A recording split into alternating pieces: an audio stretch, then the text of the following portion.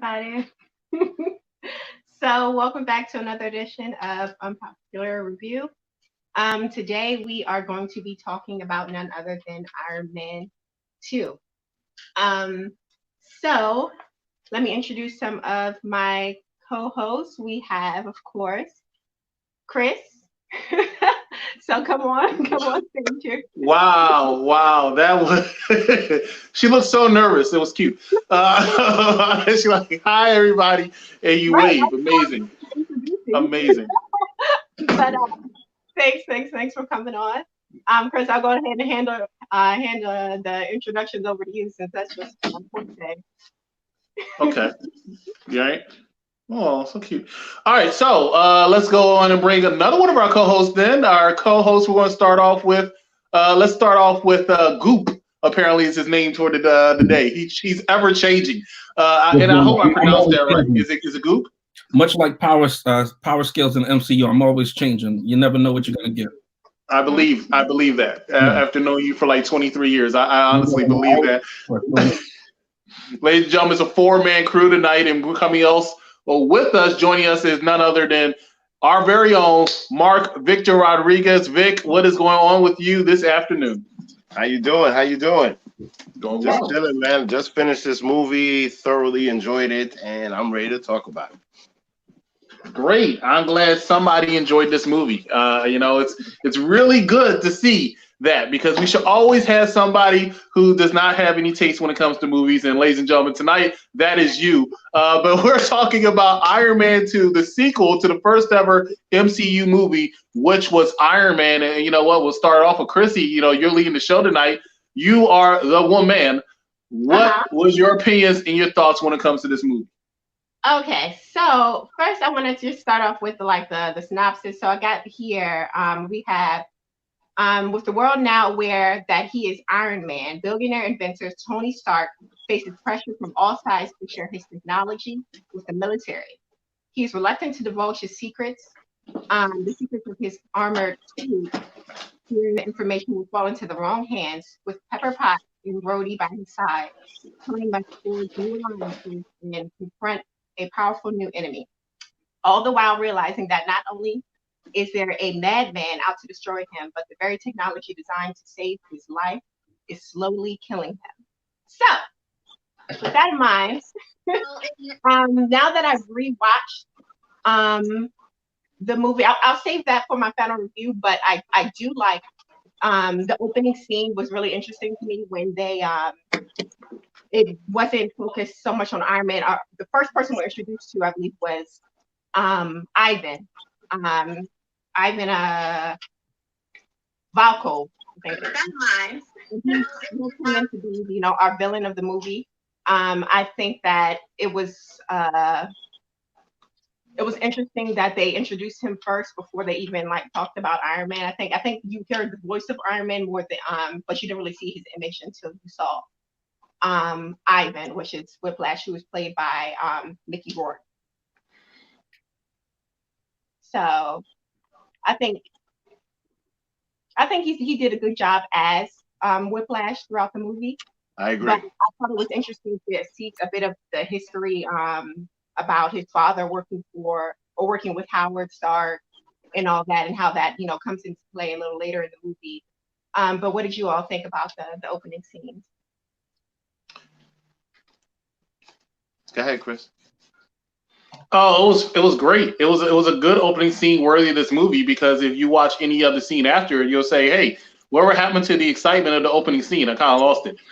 So I really did appreciate the fact that it started off very very strong before it ended up like a lot of Marvel movies and went kind of weak. So that's just my opinion on the opening scene. But I'm glad you like it. I'm glad that you mentioned Mickey Rourke playing Ivan because I think this was his last movie that he made. And if it wasn't, it should have been. But that's just my personal opinion when it comes to that. I think he did a good job. He did That's a good job as that's Ivan. I think he held it down.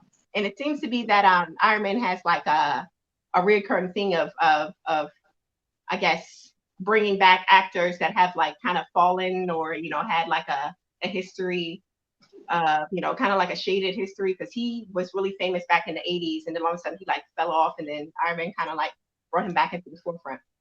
Fun fact: the thing that brought Mickey Rourke's career back is actually called The Wrestler, which came out a year before this movie. But in more to that, I'm glad you mentioned actors with terrible past that came back and stuff like that, because I saw they brought back Terrence Howard in this movie, and I think he did such a great job. Oh man, I am wrong. Oh Jesus. Wait, what's your opinion on this movie? That would be Don Cheadle. I know they look just alike, but it's hard to tell the difference.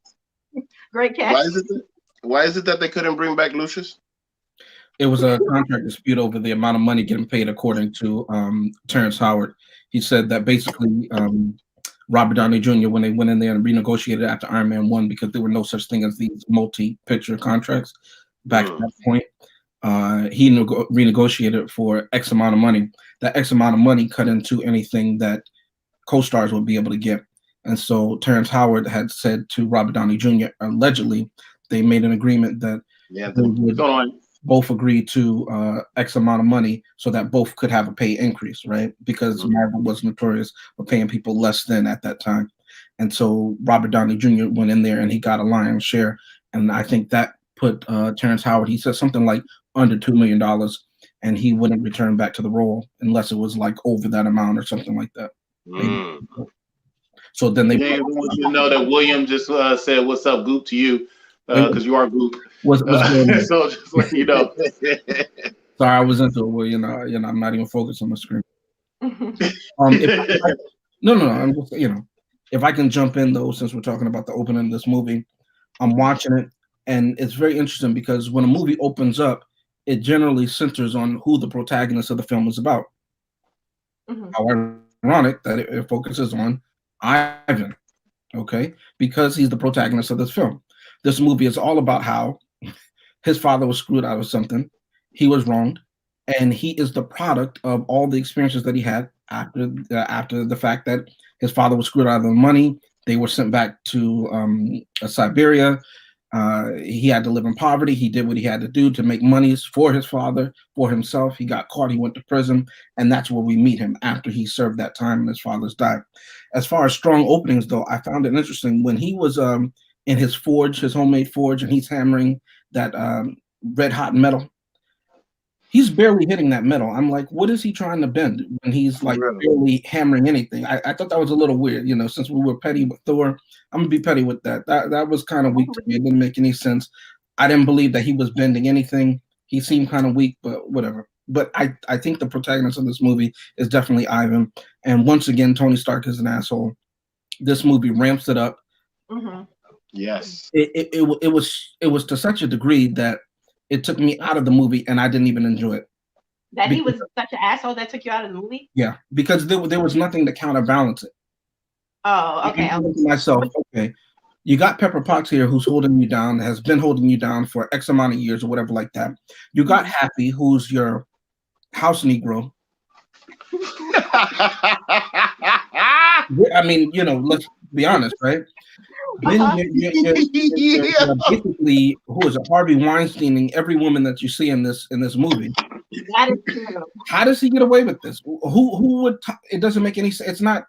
None of that makes any sense. I mean, you can suspend the disbelief. There's a man and he makes a mech suit, and it's functional and it's greater than any technology that we have on the planet. But all the extra stuff, he's in Congress and he's sitting there before a committee hearing.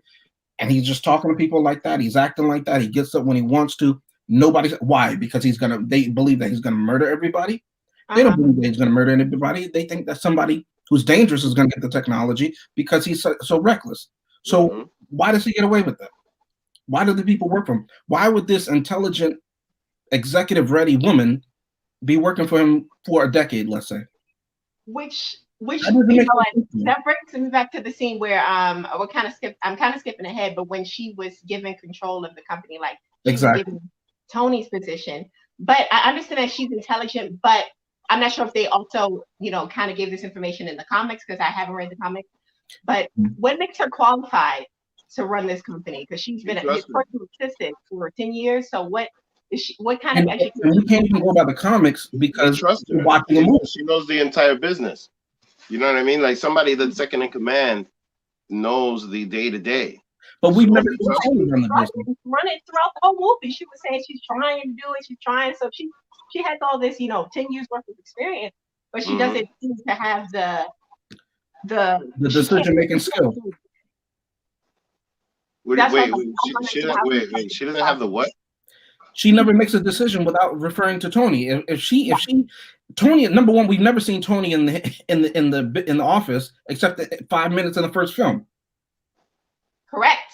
So if she's right there and she's Tony's house mistress, if we're gonna say Happy is the house Negro, she goes where Tony goes.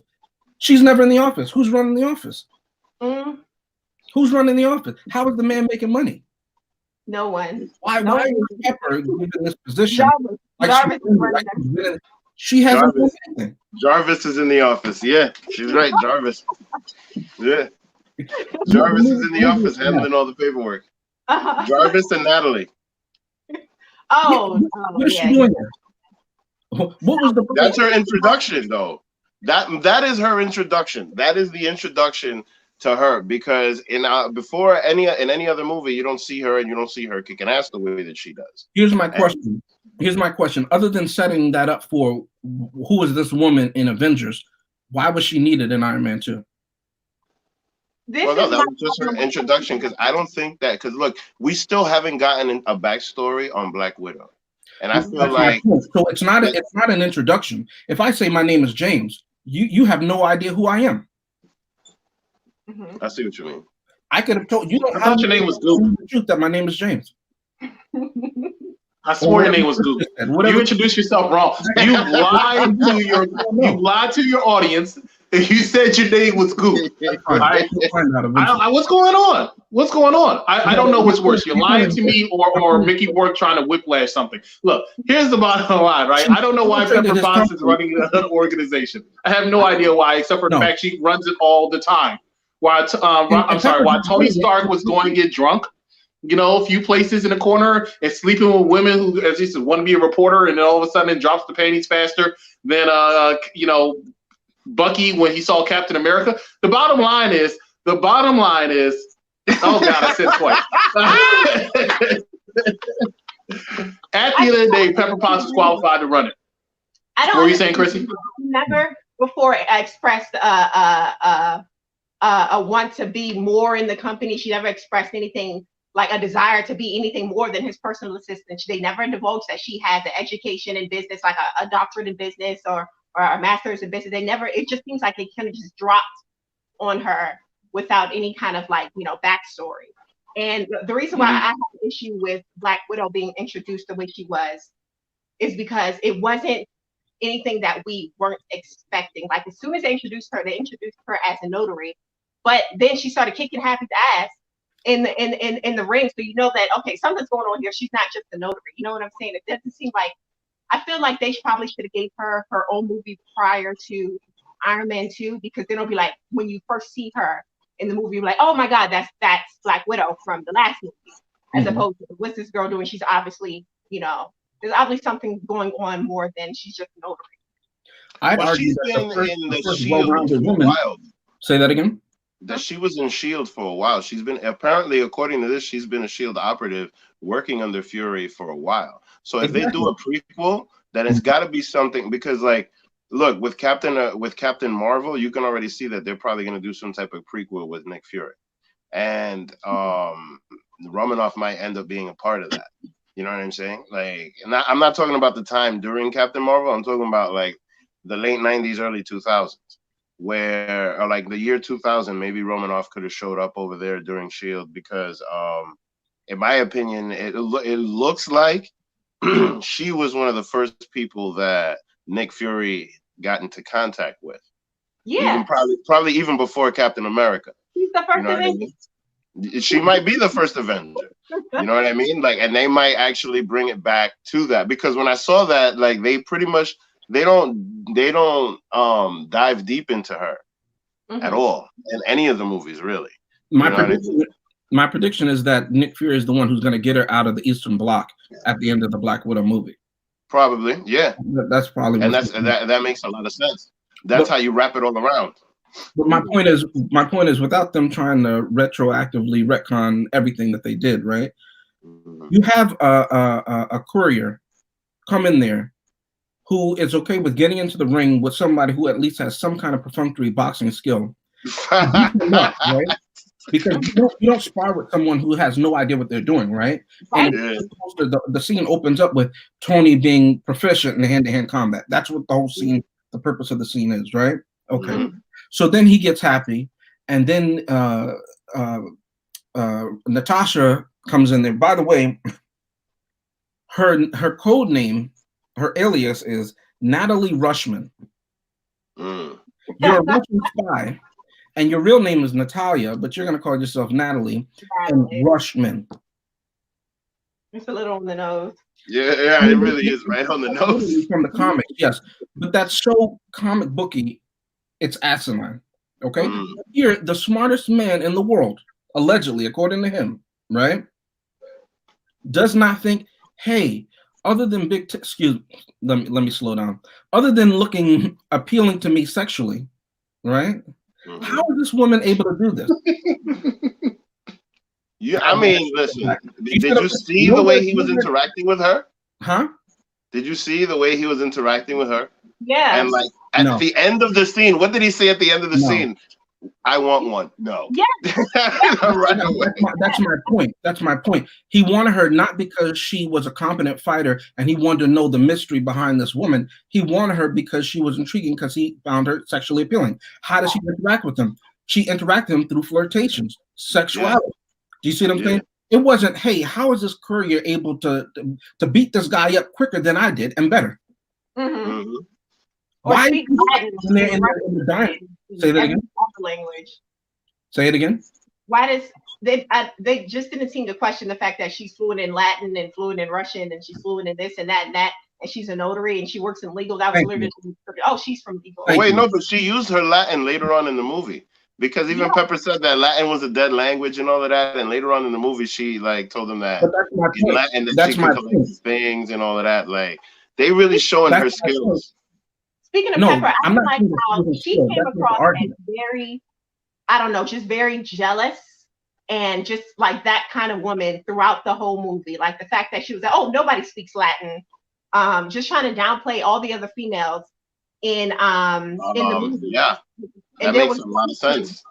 Yeah, there was one scene when they flash forward to Monaco when they're in at the bar, and then the villain of the movie, the other villain of the movie, Justin Hammer, came across. He brought the reporter or the journalist from the previous movie, Christine, and the first thing she said to Christine was, "Oh, you know, you spread your legs for Tony," or something along those lines. It's like, why would you even say that?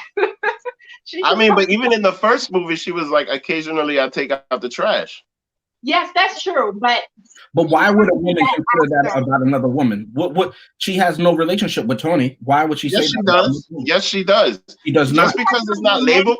Listen, she spent enough time with Tony to build feelings. She spent enough time with Tony, and then mind you, she was drunk in the first movie. He got close. They was about to kiss. That means that those feelings have been marinating for years. Why would she stay there for so long? Here's where you're wrong. Being drunk isn't an excuse for you to say whatever you want to say. That's not an excuse. That doesn't hold up in any kind of court. You can't do that, right? No, but being drunk gives you courage to expose your feelings. She did it when she wasn't drunk. She's not afraid to do that. But my point is, he hasn't reciprocated those feelings. So why is she so judgmental about these other women who are doing what she can't? Thank you. But maybe he has reciprocated those feelings in other ways. If we haven't seen it on screen, if they don't mention it on screen, it does not exist. I mean, but even just the way that they bicker and everything, you can see that, like, even before they kissed at the end of this movie, right?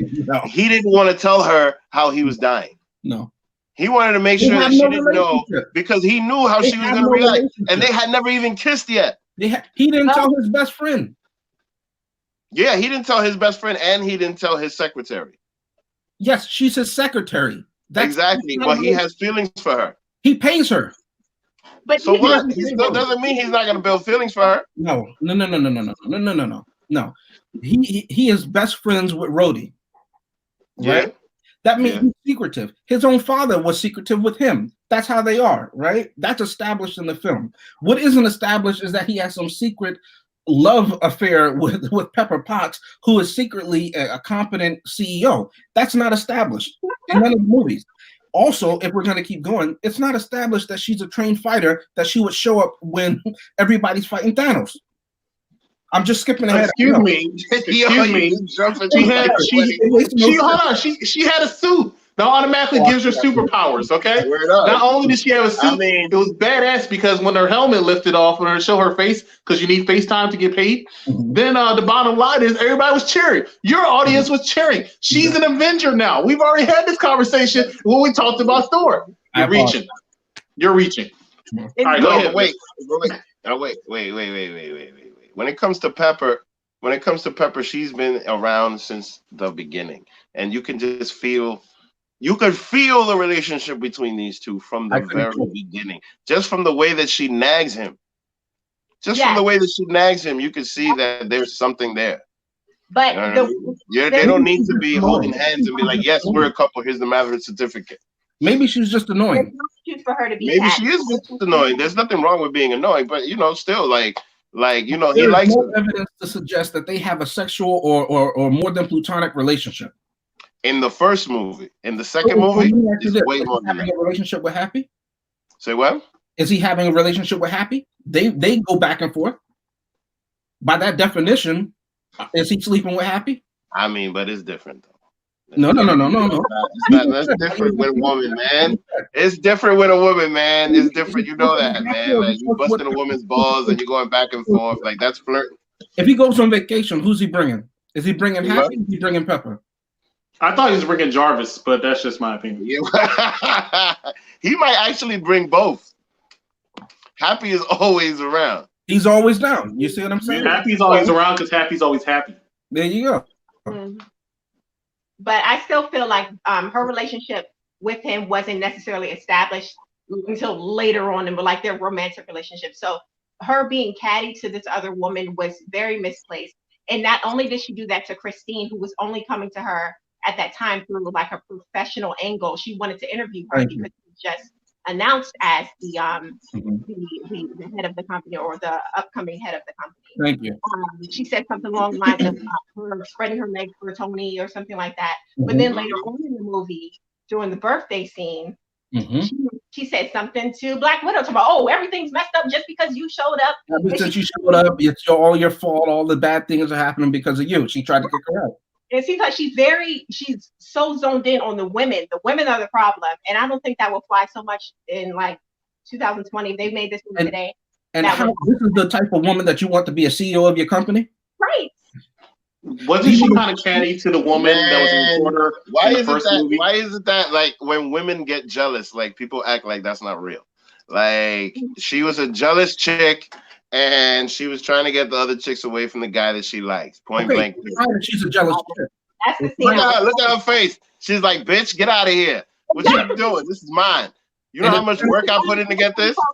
But it's fine if she's a jealous chick. But then why is this jealous chick worthy of being a CEO of a company? Because she put in the work. She put in the time. Things are incongruent. She put in the time with Tony.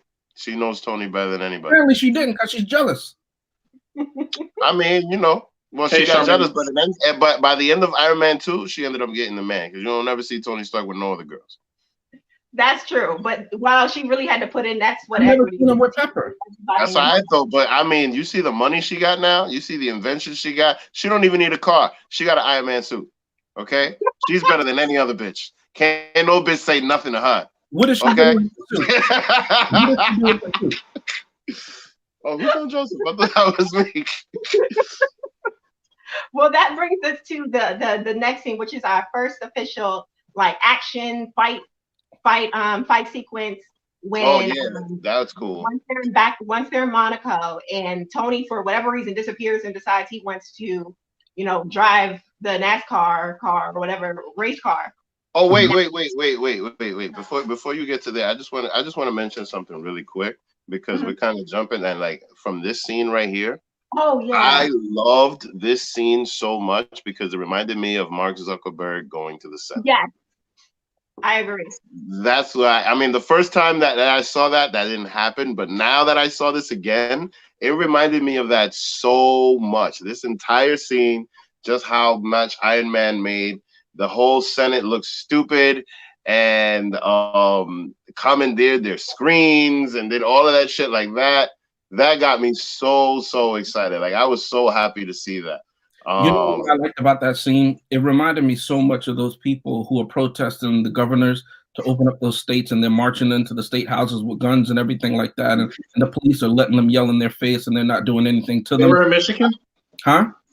They were in Michigan? Yeah, I love it so much because in real life, I see people who look like that and they do that and they get away with it, right? And in the movie, they do the same thing and they talk to these senators and they say whatever they want to and nothing happens to them. And it was so realistic. I said, man, this movie got that right.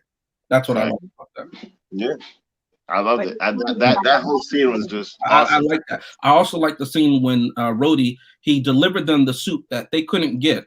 He was the only person to be able to do it. And then he had to humble himself and just give the suit away.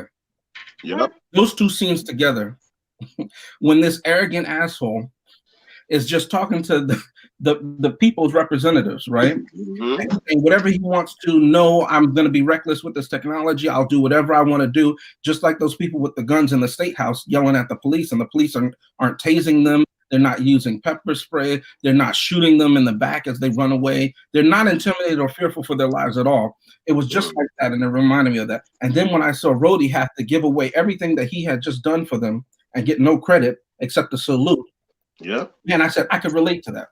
Yeah, you've done your country proud, soldier. I don't know where it came from, what part of me it's such, but it did speak to me. And that's when we were introduced to Justin Hammer, and I think he played his role really well, and so did the Senator Stern. I feel like he was just enough of an asshole to make you be like, oh my God, to the very end of the movie. That was awesome. Speaking of arrogant assholes, you know, I'm glad that you brought up Tony Stark. You know, because he's the biggest asshole in this movie. I mean, let's be real. So yeah, there you go. Because he's acting like an asshole. You're in there with the government, and this is what you do. He acts like he knows more than everything. No, my favorite part was when he's like, they're like, Mr. Stark, and he's like, yes, dear. Exactly. So I mean, I just wanted to make it clear that he was acting like an asshole during that time. But from one asshole, this movie was full of assholes. From one asshole to another, Justin Hammer. Sam Rockwell did play a very good Justin Hammer. I'm mad we did not get to see him again because he played well. Even though Justin Hammer is an old man in the comics, he played the character very well. I liked him. I was mad they had him argue with Mickey Rourke's character, Whiplash, or Ivan, or whatever you want to call him, over a bird so many times. It was ridiculous. But we'll get to all that once you continue with the movie. So go ahead, Chrissy. Are we on Black Widow yet? We have touched on Black Widow, but oh no, she was going more depth with Black Widow. I'll show you where we are. This is where we are. Okay, yeah, back in Monaco. Yeah. So yeah, that's when we were first kind of introduced to Whiplash with his suit, with his first suit, and you really like the Thunderbolts. Yeah, and how he created his own arc reactor. Like he was in it. Like the fact that he did all of this with pretty much no budget and just like old like printouts from Howard Stark from back in the 1960s or whatever the heck. And he's amazing. He might be smarter than Iron Man if he could do all this in the conditions that he did. But this first fight scene was really interesting to me because it showed, the whips and stuff that he had and how it was able to slice through everything but the Iron Man suit, which I found kind of weird. Like, what is it that he was slicing through all kinds of cars, all kinds of engines, but as soon as he got to Tony, it was just like a whip that he could just pick him up with. Well, that's not accurate because before Tony gets in the suit, I wanted you to notice this. He's whipping the concrete, you know what I mean, the cement or whatever. He's slicing cars in half and everything like that. It's cutting like butter. He whips the Rolls Royce, the car's doors come off and everything like that. And then when Tony's outside and he's not in the suit, Tony grabs a piece of the car that was already sliced in half and Whiplash whips that, and nothing happens. Yeah. And I was confused because I said, he uses that as a shield. Yeah. Whipped apart, but if you hold up the piece, nothing happens.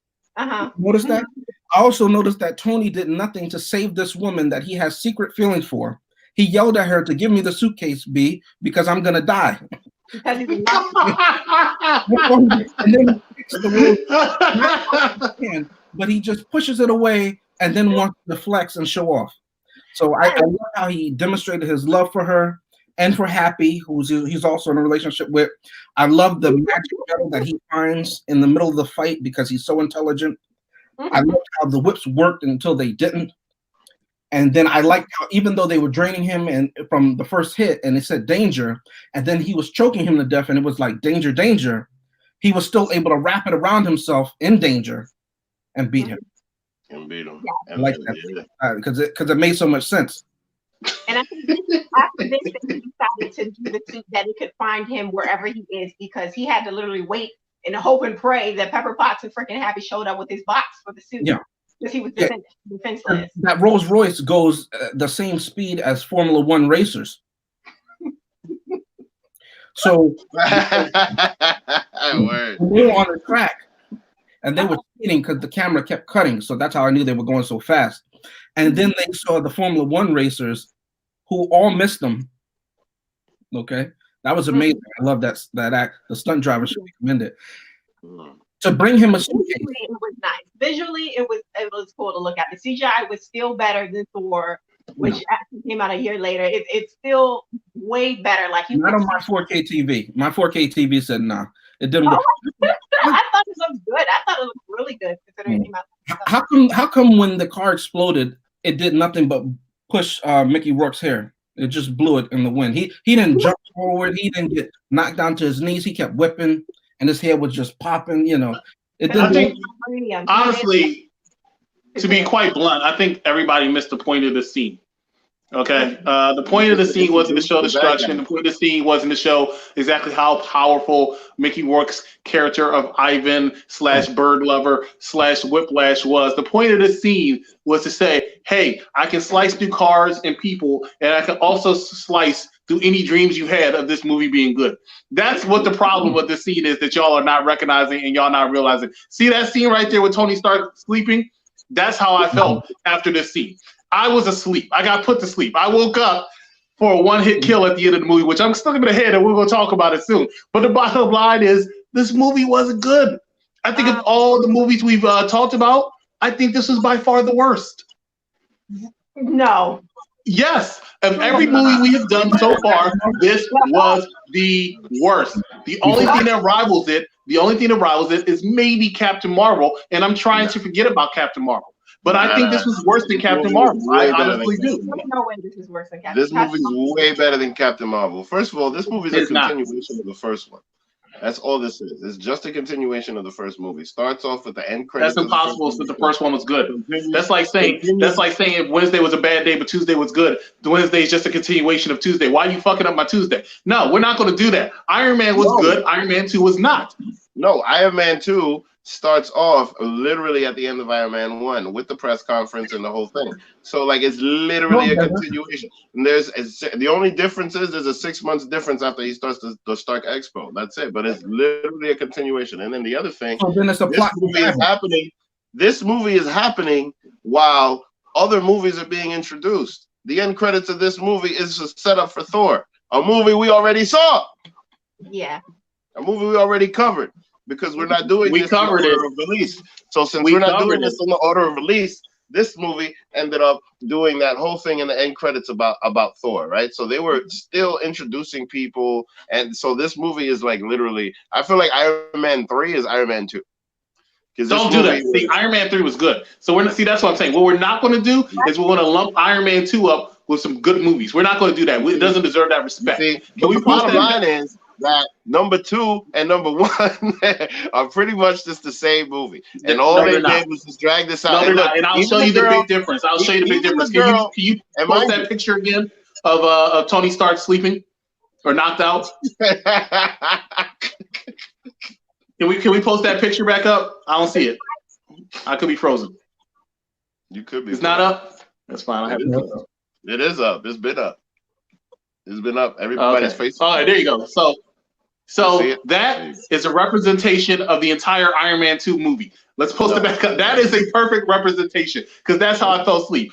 Tony looked over at Whiplash slicing through butter or playing jump rope, okay, and said, I need to take a nap because this is definitely not worth the $160 million it took to make this movie. It was not a good movie at all. Mickey Rourke's career has never returned from this movie.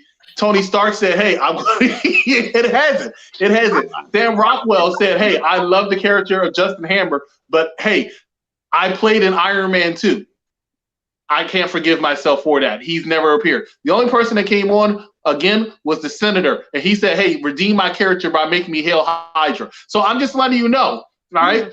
When you really think about it, this movie did what it had to do. It has to make it say, hey, it can't get any worse, and then it brought you to Thor, and it came close. It came close because Thor was bad, but it wasn't as bad as. Thor was bad, but this movie was way better. This movie was a hell of a lot. Oh, you think this movie was better than Thor? You know the other reason why I say that it was good? Because it also started to introduce Howard Stark a little bit more. And the relationship between Howard Stark and his son. And really, at the end of the day, Which is what? Huh? Which is what? It's a strange that Howard Stark pretty much left him. Howard Stark pretty much started a project and left it for Tony, and Tony ended up finishing it up, finding the element that he needed to keep himself alive. You said the relationship, not a school project. Not a school project. What is their relationship? The relationship like he said when he went like this and he closed the whole thing. You know what I mean? 20 years later, you're still taking me to school. No, you know there's something. There was a relationship between those two where Howard Stark knew that his son. Can you give me an example in the film where I would see that?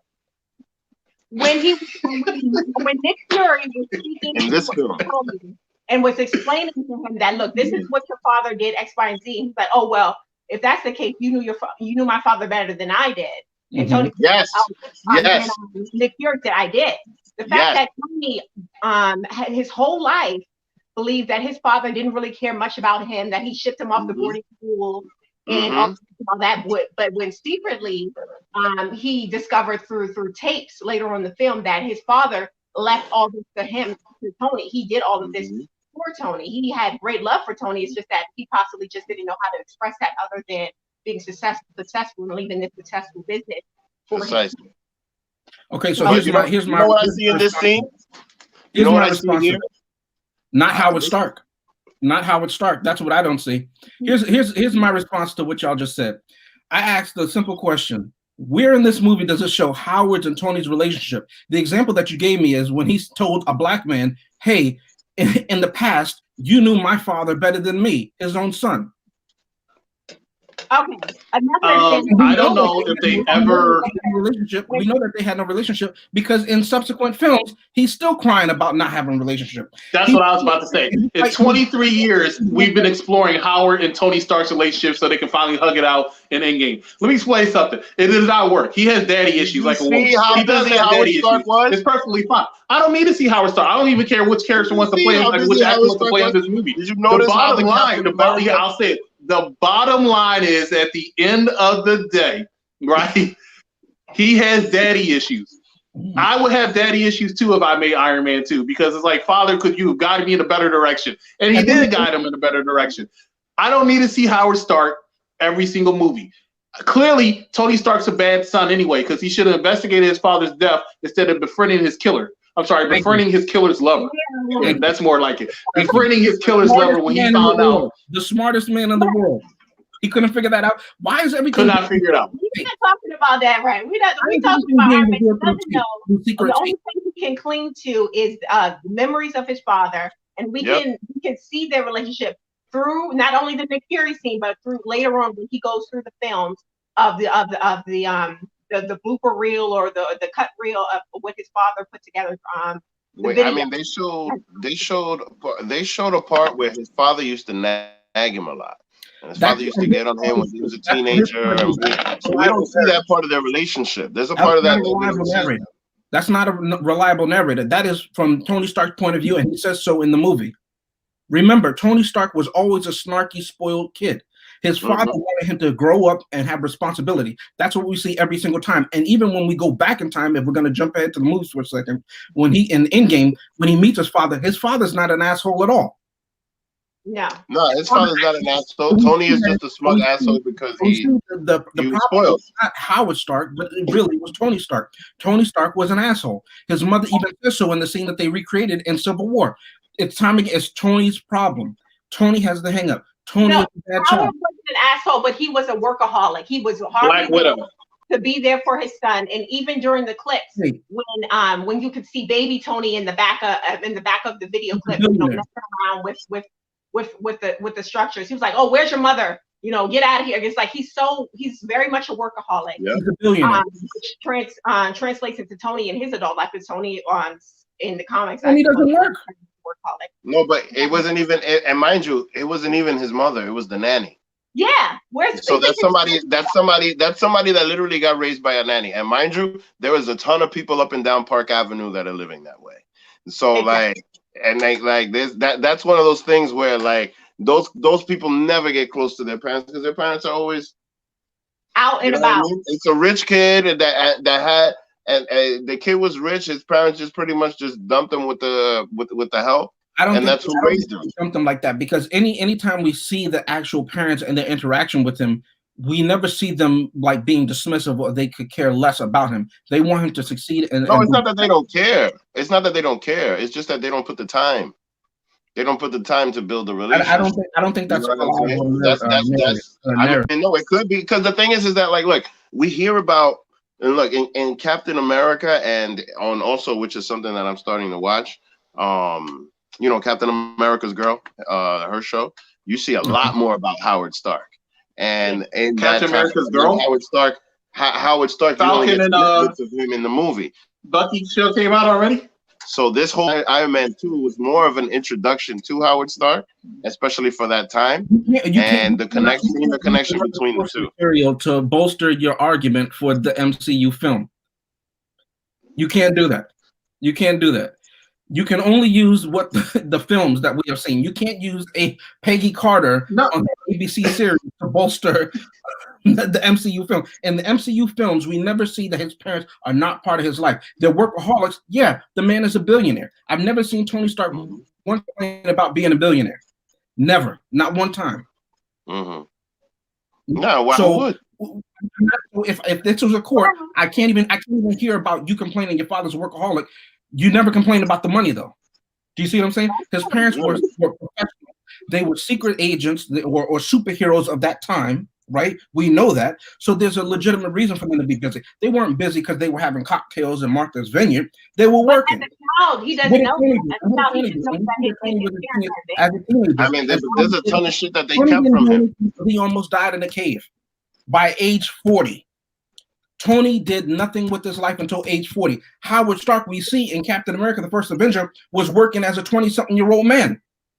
Running away from women. So why would he not want his son to be better than that, knowing that he had the potential? They say that in this movie. You have the smarts and the potential. I want you to utilize it. How would he know that he has the smarts and the potential? Because he's a good father who knows his son. The movie just told you. Exactly. So then there was some type of relationship between father and son. If he's a good father that knows his son, then he's gonna know that his son could take this on. So that is where the connection is between father and son. Tony Stark is a bad superhero. The movie just showed me that. What are you talking about? Every time the movie doesn't need to show you that. It's just like how the movie doesn't need to show you how Pepper has all these feelings for Tony and has had them for so many years. We don't need to dive deep. Like, we don't need a barcode to tell you that. I'm always pulling shit out. Wait a minute. If the movie shows it, that means if they film it, that means it's important. Correct? Okay, but I'm saying though, sometimes you gotta read between the lines. You know what? I have to disagree. I have to interject and disagree. If the movie films it, that doesn't mean it's important because then we wouldn't be talking about Iron Man 2. But Chrissy said something. Chrissy has something she wants to say. So go ahead, Chrissy, because I saw the hand go up. When her hand goes up, your mouth goes shut. Even the voice at the beginning of the movie. Jason's still talking.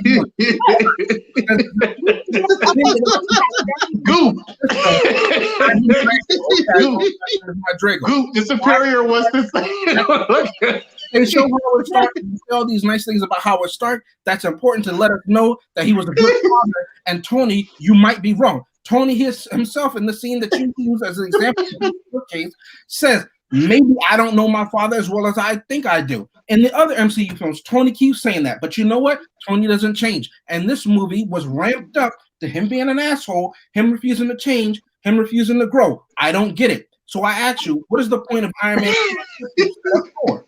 There's no point. Wait, he is growing. You know what? He is You're growing. absolutely right. What is the point of Iron Man 2? Man. And that New York accent definitely came out just now. But Goop, we're going to stop with you right there. Okay, Steve the Superior, take it away.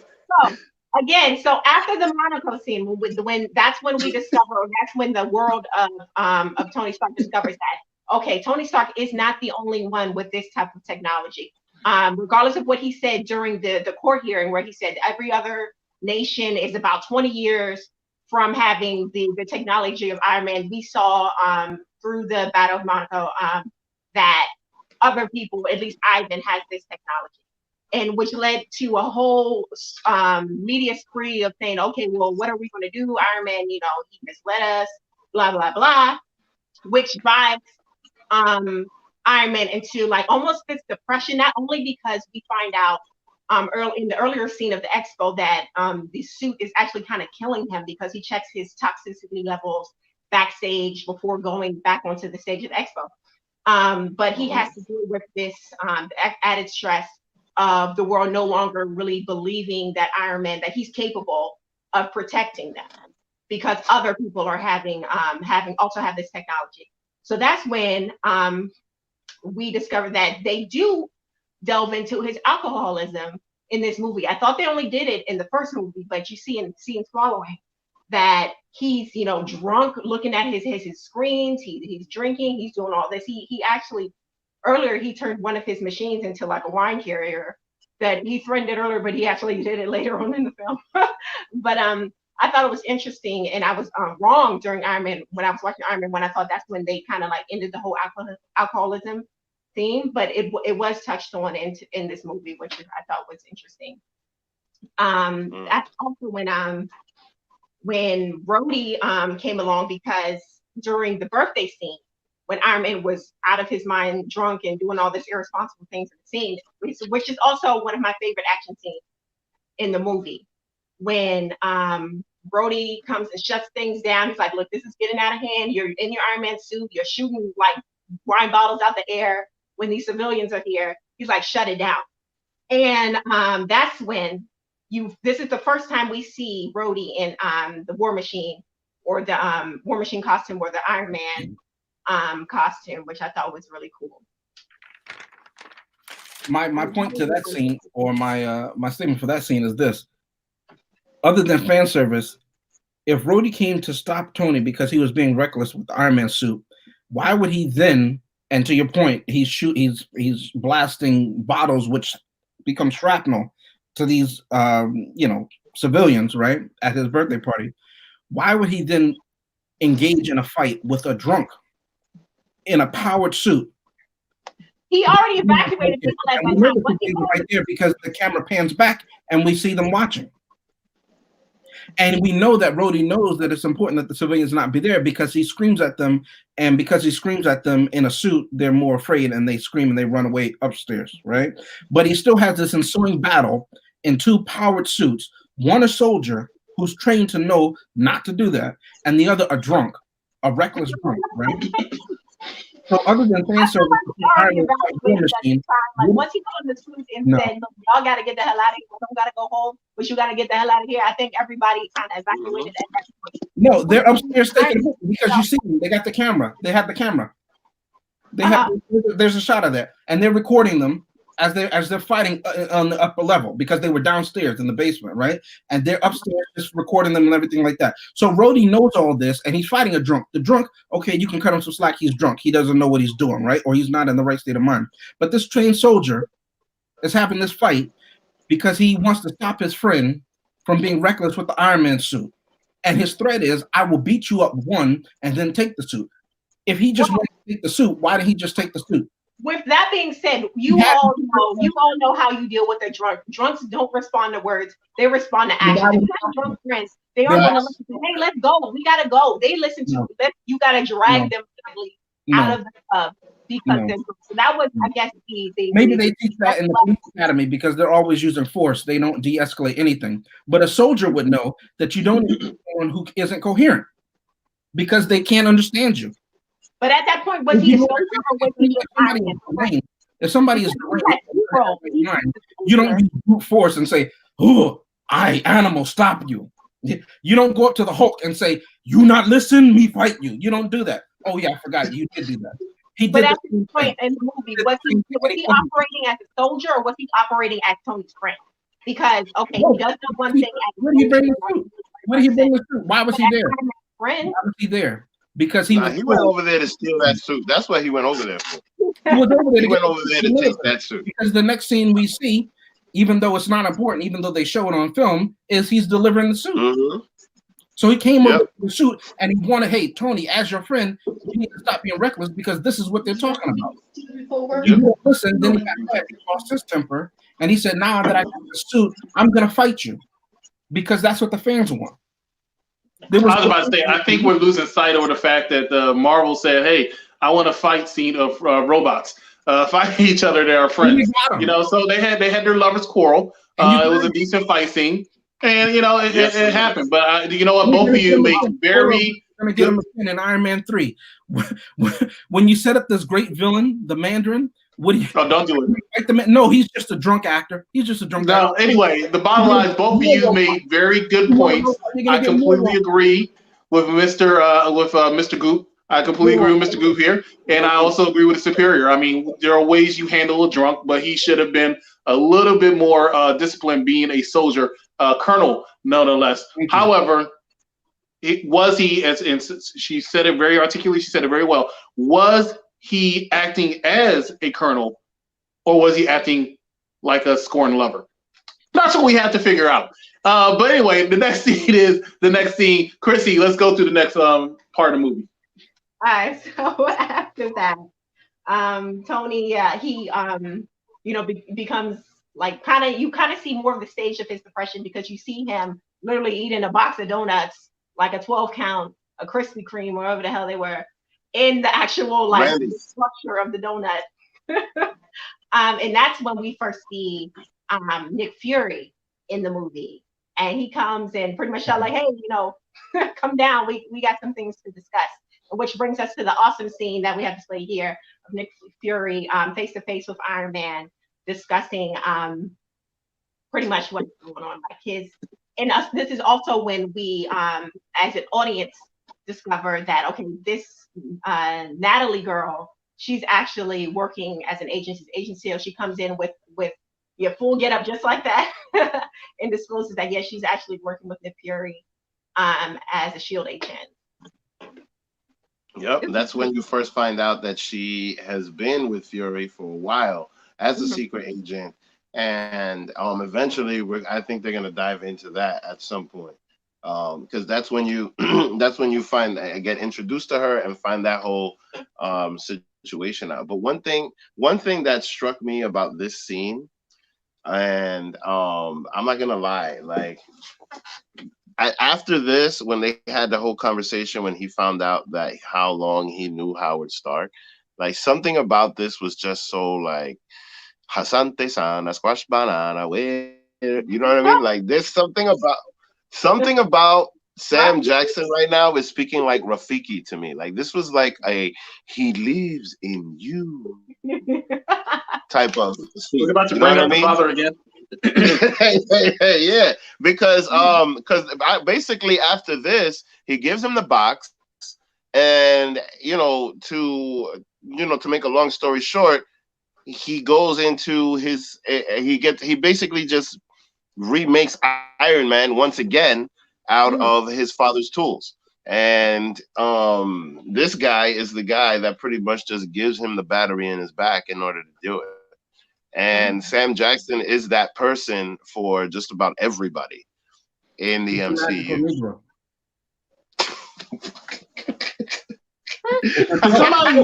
Somebody tell me before we dive into that comment of Goop here, exactly what, Black Widow. Does anybody know why she was in the movie?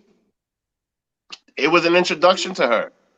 They What were do you introducing. Gave her own movie before this movie because this They movie should have gave her own movie. I agree. They So definitely what should have. was her purpose in But that was an introduction because she's just been in and out of everybody's movies. Mm. So she got no introduction in this movie, and she did nothing but flip people around. Okay. And mind you, like honestly, like I feel like they definitely should have done something around this because, like, you know, she's Russian and the protagonist is Russian. So like, you know, they definitely could have connected those two together and somehow. I wish they would have, but no. But I guess we'll see. We'll see what happens with her because maybe they were holding off, you know, until now because now is the era of the badass chick. Until phase 5. Female characters got their due in Marvel movies because they just refuse to give them any kind of backstory, really, any kind of. It's just here's a pretty face, here's like a reason, like a vague reason why she's here, and that's it.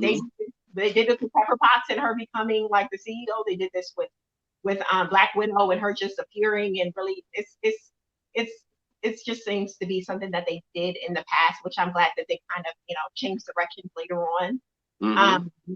I don't think like she was kind of pointless in this film, other than here's a sexy girl that you can watch. She's a shield agent. Well, I felt like they had to throw her in there because there's no, and since all the Marvel movies they've had, they've never had an attractive woman. So Scarlett Johansson reached out and said, "Hey, I'm attractive. Hey, can I be in a movie?" And Marvel said, "Oh, please, thank you, because we have Gwyneth Paltrow. Like nobody's attracted to her. So you know, be in our movie. You can come in, as Jenny said so eloquently. You can do flips, and it'll be great. It'll be great. You know, money. We'll just have you cameo just to have you say that we are, you know, we are in the 2000s and we can have women on our stuff. Yeah, look at her. She's not attractive. So more power. She's not. She's attractive, man.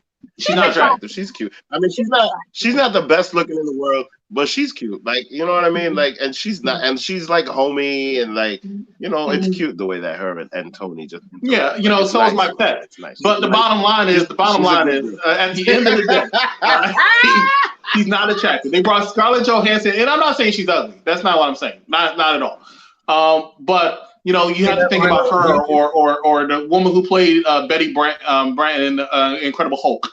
You know, and Haley Atwell or something. These are not attractive women. All right, they're not. So you bring in Scarlett Johansson. I'm sorry. Who is Haley Atwell? Who is that? Isn't that Agent Carter? Agent Carter is a beautiful woman. I think she's beautiful. You saying that? Hold up. You saying that Captain America's girl is not attractive? You seem to always forget her name, and yet you want to reference her show earlier. Her name is Agent Carter. Agent Carter. Yes, okay. Agent. You saying that Agent Carter Bundy is not attractive? Agent Peggy Carter. Until sorry. After I'm just saying. Yo, your standards are too high, bro. My standards are too high. Now, Peggy Carter, if you think that Peggy Carter's ugly, bro, you wildin'. Huh? You wildin' if you think Peggy Carter's ugly. You wildin'. She's a beautiful woman. I'm not Nick Cannon. This is not wilding out. Look, here's my point. Right? Liv Tyler is not attractive. Gwyneth Paltrow is not attractive.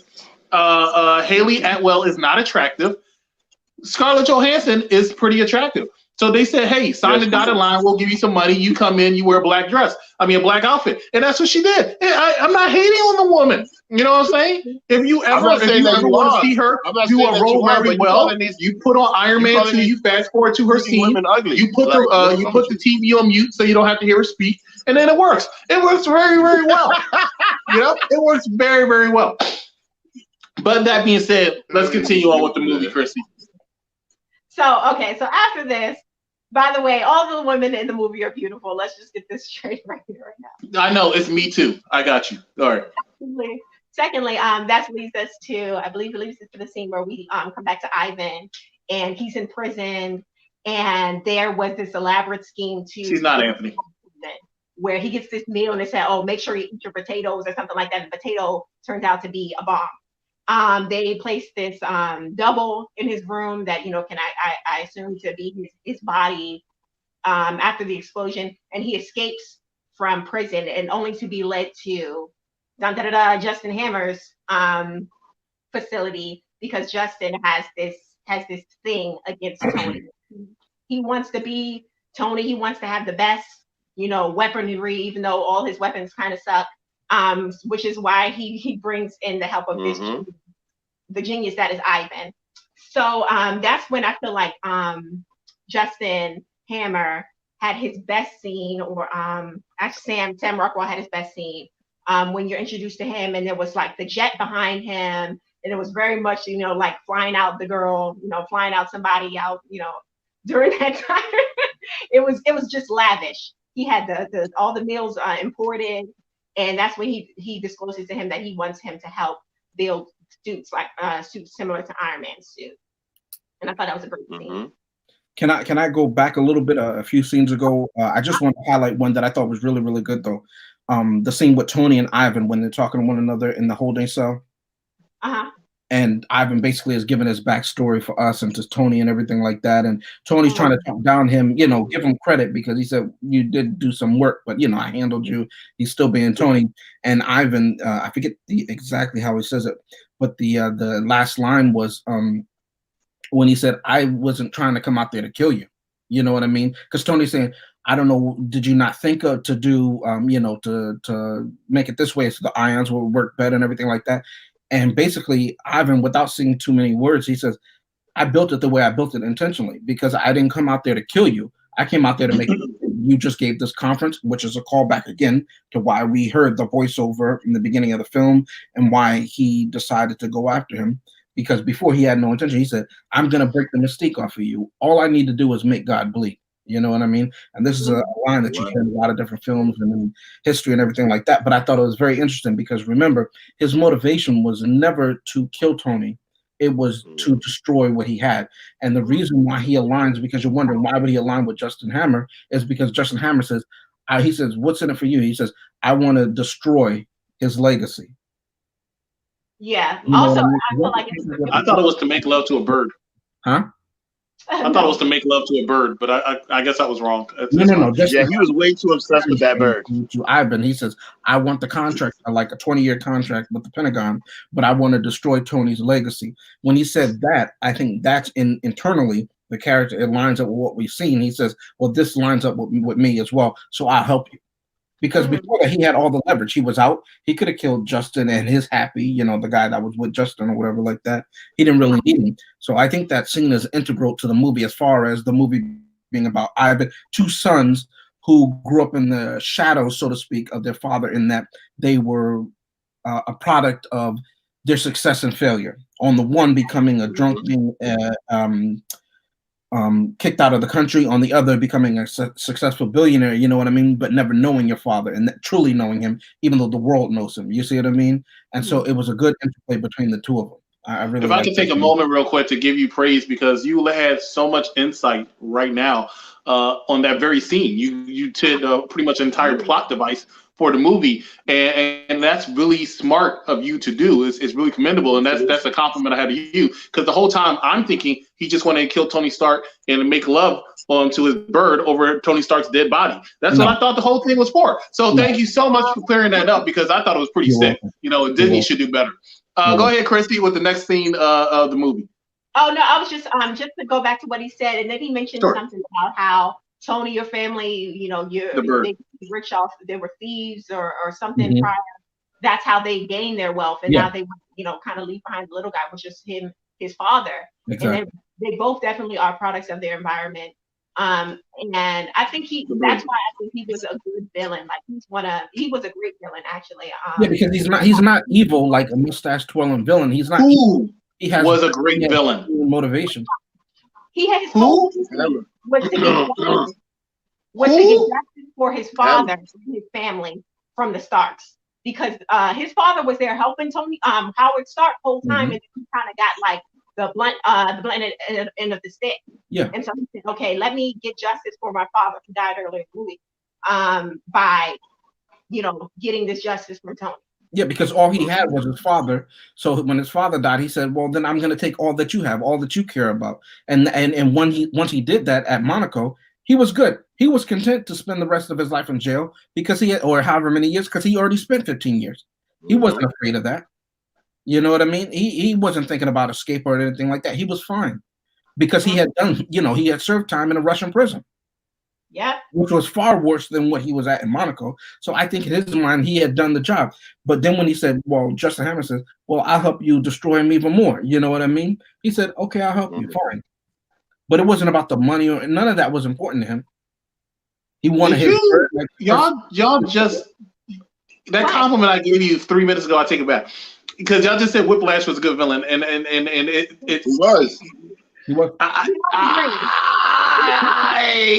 disagree. If you're being a good villain because you ruined a movie, sure, then yes, he's up there.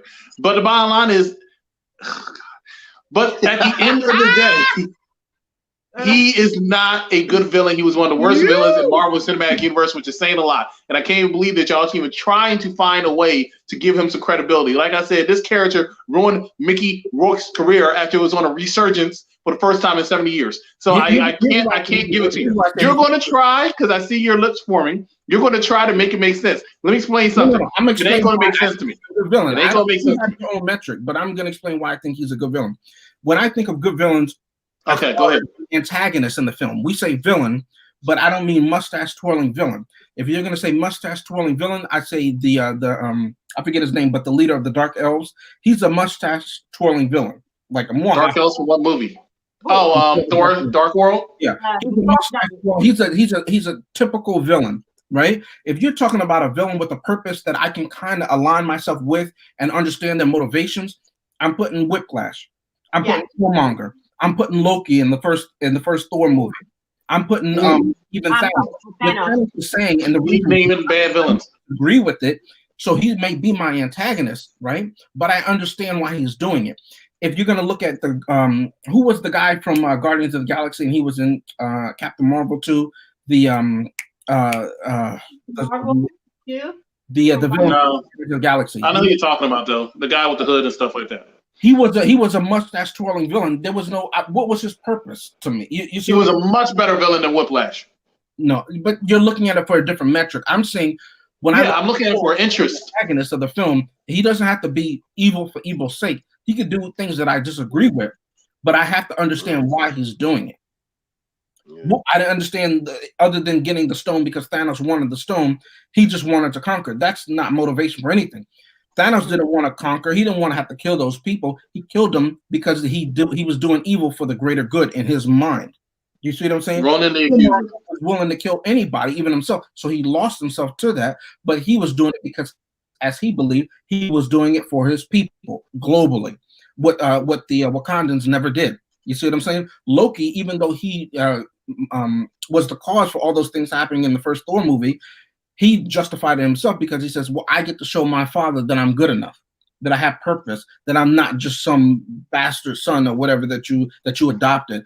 I'm just as good as Thor, if not better. You see what I'm saying? Whiplash, he was doing it because he said everything was taken from my family. I never got anything. I was willing to thank you, Ronan. Yeah, I was willing to not do anything and just live my life. But you know what? I had enough of you. You're always preening. You're always doing another thing. And to your point, I know your family's secret. They're thieves. You don't have money because you stole that from my father and then got him kicked out the country because you had government connections. So you know what? I'm gonna make you bleed. He didn't want to kill him. He wasn't a killer at the beginning of the movie. No matter what he was trying to do at the end of the movie, at the beginning of the movie, when we meet him, he was just a regular guy. He says, I'm going to make you bleed and I'm going to take away the mystique from you. And that's what he did. Working with Justin Hammer and everything like that, and he wants more and more and more weapons and everything like that, it amps it up to where if he gets killed, he gets killed. But I want everybody to know that he's not perfect and impervious. And that's what I liked about the character. He doesn't have to be telling jokes and engaging and everything like that. The same thing if we're going to look at the DC films. The reason why I like the Joker in the DC films is because he's making me think about something and see it from his point of view. And it may be evil, it may be reprehensible in my mind, right? But I can understand why he's doing it. He's not doing it just to do it. Behind it. It's not just there's a rationale, at least to him, why he's doing it. Got you, Chris. You have anything to add on that? No, that just brings us to our other villain again, which was Justin. And the next scene where after Rhodey brings the Iron Man suit over to the military, and they said, okay, well, like, we're going to have to figure out how to recreate this and how we're going to weaponize it. And that's when they bring in good old Justin to see what kind of weapons he can put into the suit. And he has this whole display of, all the different weapons. Like, oh yeah, this is the ex-wife, and you can use this. That was I loved that so much. Yes. That was fucking. I would love to be able to talk like that. And like in the real estate business, like I'm pretty good, but that guy knows how to sell. Like that guy definitely knows how to sell. Like it was awesome. That whole scene, that one scene I really liked Justin Hammer. Yeah, that's why Rhodey bought everything. He was like, "We'll take it. Everything you got, we want it. We take it." And so that was interesting. He's just like, "Yo, it's hard to read you." He's like, "All right, I'll take it." All so he wanted all the weapons so that he could have a leg up if it came to that. So I don't think he was duped into just buying it, but I think he had a premonition that he's going to need it later. And if these are the best weapons that he has, it'd be good that I have it and have some experience with them. I mean, but at the same time, bro, I'm not saying that he didn't. His pitch wasn't good, but I read that scene the way that Rhodey was looking at him as if he said, "I think you're up to something, and it's good that I had this ahead of time so that I'm aware of it." I don't think he thought Justin was up to something at that time, which is why they brought him in to put out his weapons and stuff with the machine. I think. Well, remember, he didn't have authority to bring Justin in or stop him. That decision was made from higher ups. Remember, he said that was an order. That was an order. So he's saying, even if I have to be here, I'm going to learn all about you. Do you see what I'm saying? And that's why he said, I'll take all of them so that he would know. Because remember, the suit only responds to Rhodey. So Rhodey's the one that would be using the suit with the weapons. So he would know about them if ever there was an opportunity, if ever there was an instance that they had to fight him. Rhodey is aware that Justin Hammer wants the contract with the Pentagon from when they were in the Senate committee. Yeah. You see what I'm saying? So that's why I don't know. There was something about the way Don Cheadle looked in that scene that it made me believe that he says, I have to do this because I'm a soldier. One, to your point, the duality of it. Don Cheadle was in the movie. I thought it was Terrence Howard. I get him confused. I know Iron Man 2 is a continuation of Iron Man 1. It's the same movie practically, according to Mark over there. That way that I said, you know what? Maybe he wants to have a heads up. I think Don too, not John. I said Don Cheadle. You said John. No, I said Don. Rewind the video. Go ahead. Either way, I still don't believe that he had any kind of inkling that Justin was up to no good, because later on in the film, when he's fighting against Whiplash, he's trying to pull out all the guns. He tries to use the ex-wife, and if he had a feeling that this guy wasn't worth anything, why would he? Well, remember, Justin said that he was forced to the line of what we have, so he's going to use the top. Like for instance, if you're in a fight to the death, right? You're not going to use your weakest weapon. You're going to try and take him out with the biggest weapon. 1, 2, 3. He's a soldier. He's not gonna. That's what a real soldier would do. He's not gonna ramp it up. Do you see it like some DBZ episode? In my mind, he's gonna say, "If I have to take you out now, I'll take you out now." You see what I'm saying? So he used those big bunker bomb buster weapons, however he described it in the movie. I forget how he said it. It's the one that destroys the bunker that you destroyed or whatever. He's gonna use that because he wants to eliminate this threat. 1, 2, 3.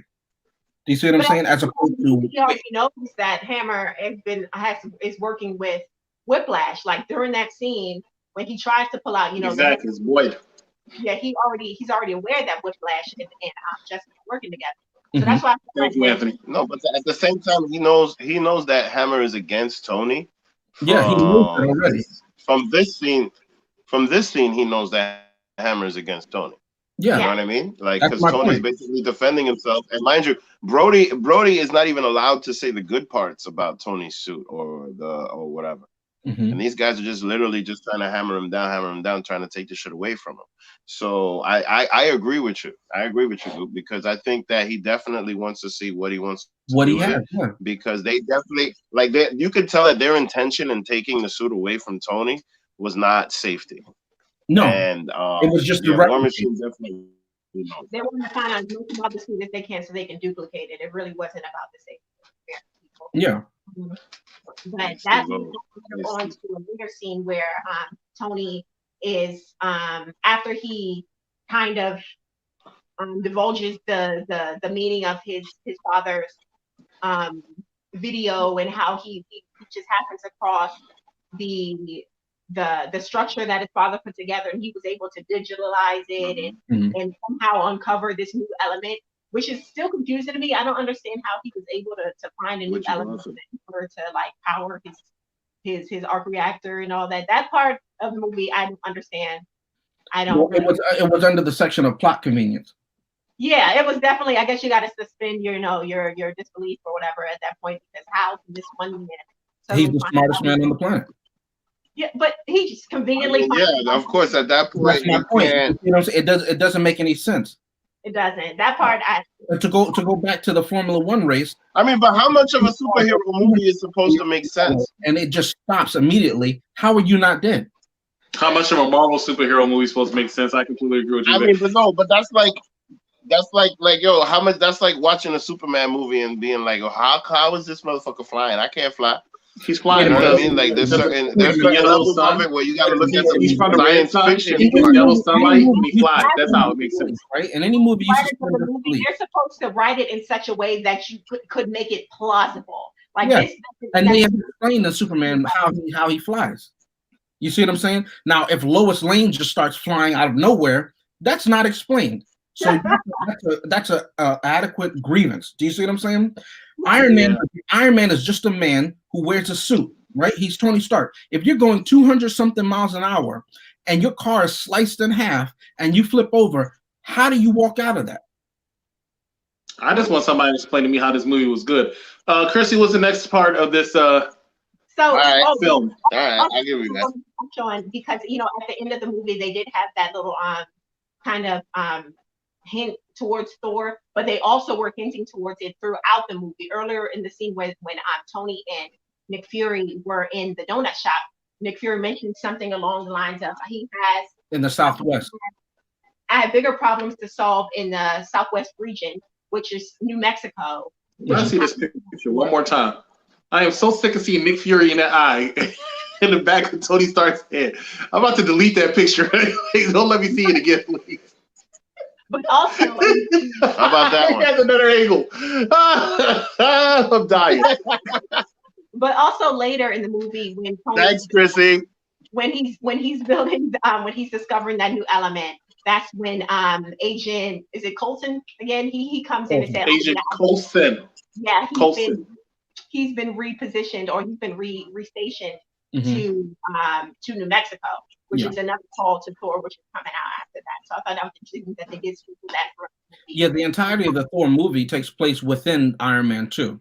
That event, that whole event, his Earthbound time takes place because, like you said, Nick Fury knew that Thor had come to Earth, because that's, I imagine, when he tried to take the hammer the first time, and Hawkeye was there. Remember, Nick Fury already had somebody there, and he gets the call. He's like, "Don't take him, let him go," right?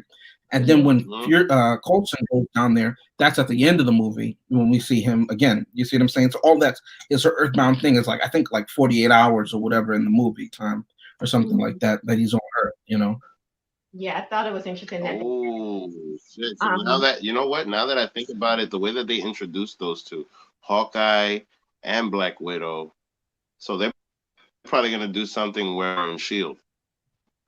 You think so? You know what I mean? Because obviously, huh? You really like that show because you've been pushing Shield, No, I've never seen it. And here's the truth. Like, I've never seen it. I'm just putting two and two together. Okay. You know what I mean? Like, because of watching these movies back, because I've seen them in the order of release every time they came out, but I never gave it too much thought. And now that we're watching it back and discussing things, I'm starting to put things together, and especially now that the whole story, 22 movie story, is over. You know what I mean? So, like, well, not really over. It's going to continue, but just watching it back, you're starting to put more things together, and that's probably what we're going to get, because we never got anything on him or her specific. And the way that they close it out in Endgame, it just shows like they had such a deep relationship. So they might dive into that pretty soon. You never know. Well, that has to be in the Black Widow movie, because remember, he got her out. She says that he has a lot of, what is it, red on his ledger or whatever like that. She did, and he's the one that got her out. He's the one that brings her into Shield, so to speak. They've already alluded to that in the other films. that he's the one that did it. Oh, so then when she goes and saves him after he kills a bunch of people, and she brings him back. Okay, yeah, that makes sense. To him All that whole wraparound with those two is something. So I want to see that. I want to see more into that. But anyway, where were we? Because we're doing tangents again. Steve, you're absolutely correct. That Tony came up with this new element that was able to I guess sustain him, so he no longer was dying from wearing the suit and from the arc reactor. As throughout the movie, he had those veins like growing out from his chest and eventually going up through his neck that was killing him. So he was able to correct that. Oh, you mean the veins? You mean the veins that we saw here? I knew that. Those veins? Yes, those veins. So once he was able to kind of cure himself of that disease, is when we're brought to the scene where finally Hammer gets his wish of all wishes, that he's in the expose. He's in displaying his creation of the drones that Ivan or Whiplash has been helping him to create, and also putting on display War Machine, what War Machine is capable of. And it was during that time that we discover that Whiplash is actually, he can control things remotely. And that's when everything went awry. War Machine, he loses control of the machine. Ivan's Whiplash is controlling it remotely, and all the drones are pretty much set for Iron Man, who crashes the party because he has prior knowledge of something going down during this expo. So Whiplash did set that up earlier, because when he came back in and he asked Ivan, where's the head gonna go? Where's the person gonna fit? How's the person gonna fit? And he says, you don't want to use people, you want to use drones, because it's people are complicated. You know what I mean? Meaning that they could do something to disobey an order that you give a directive, but with the drones, at least you know that they're programmed to do it and they're going to carry it out. So I like that callback that they did to that. Which you also kind of see that come to life when Black Widow, she was able to, I guess, infiltrate. Exactly. When she hacks into the thing. Hacks into the program and was able to give War Machine back access to his machine. But the drones were still out there doing whatever. So that's probably why he wanted the drones, because but you know what though? I think that's awesome. I think it's awesome how I think her versatility is awesome. The way that like she can kick ass, she can be a hacker, she knows all of these languages, she's just like all over the place. The one scene that I really liked about her position as a shield. Huh? Wait, let me finish. The one thing that I appreciated about her was when after she was introduced to Tony with Nick Fury, and then the next day she's like there with Pepper Potts, and then she's like, well, I'm happy you could at least be close to keep your mouth shut. And then he's like, oh my God, I can't believe you. You have like a triple personality. Like, this is so hard to read you. Like, what the hell are you? Like the fact that Tony is just so intrigued by this woman as to how versatile she is, and like you never know what the fuck is gonna come out of her next. I think it's awesome. So I really like the way that they introduced her in this movie. She really comes out of this looking like a badass. But yeah, she really showed like what she can do when she was able to hack into the system and like pretty much help Rhodey out, and so he can get full control of his suit, which was really important, because that's when the final battle between War Machine, Iron Man, and Whiplash started to happen. Because Whiplash, he upgraded his suit completely while he was out here doing the drones. He was secretly working on his own suit apparently, because he came up with the upgrades, and he had like a completely new suit with this arc reactor in the middle of it. Everything was like pretty much like the Iron Man suit. And that was a really cool scene at the end of the movie, because he was able to kind of go toe to toe with Iron Man and War Machine at the same time.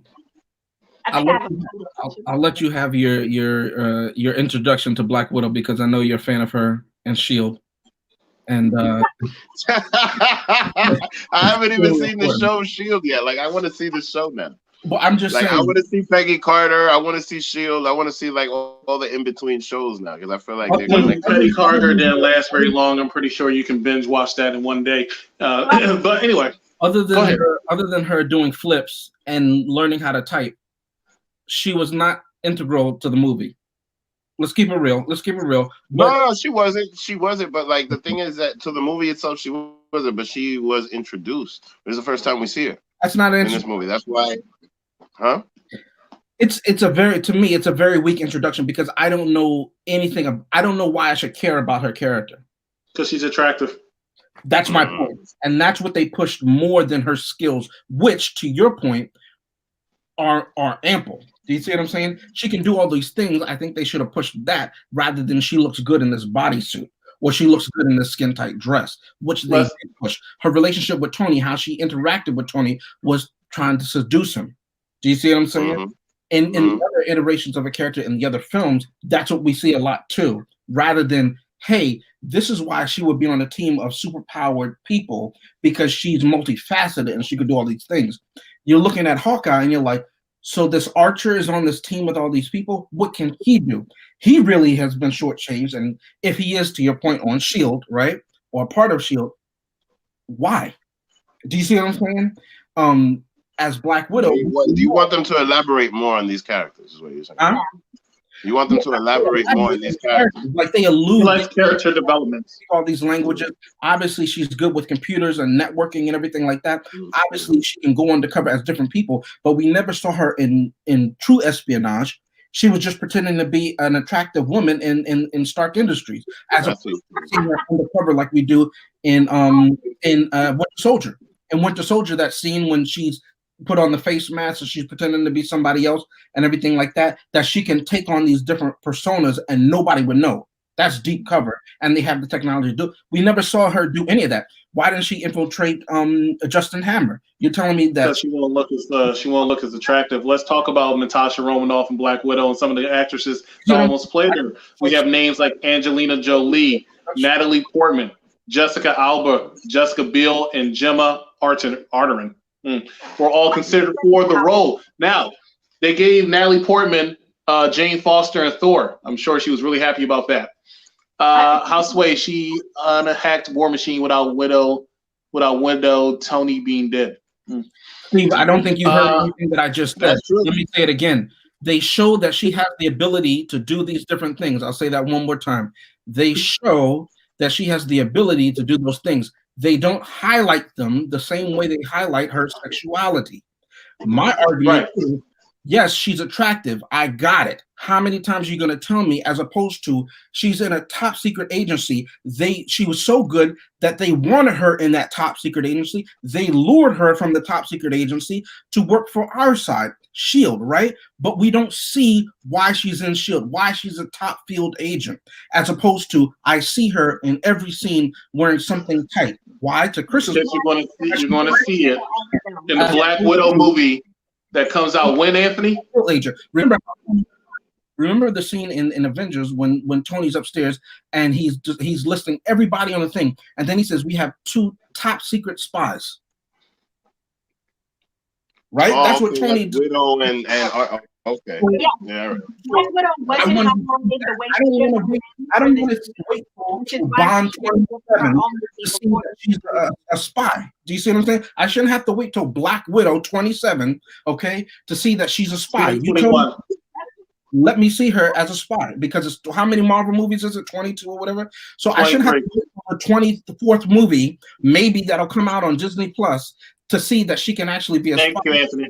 Do you see what I'm saying? If you introduce her and you say it's Anthony is like my very own personal Google. So thank you, Anthony. Do you see what I'm saying? Chrissy, what were you saying? I didn't hear what you were saying because James was elaborating on Black Widow and how she's a sex symbol. So, Chrissy, what were you saying? Anyway, my point is that it's a weak introduction.